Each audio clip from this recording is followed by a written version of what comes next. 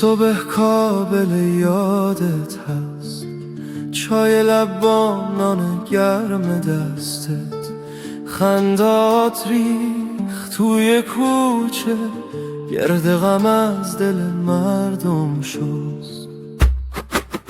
دستای تو وطن من، هر جا برم تویی همونجا، نام تو رو زیر لب میخونم، ای عشق من، ای خانه ما.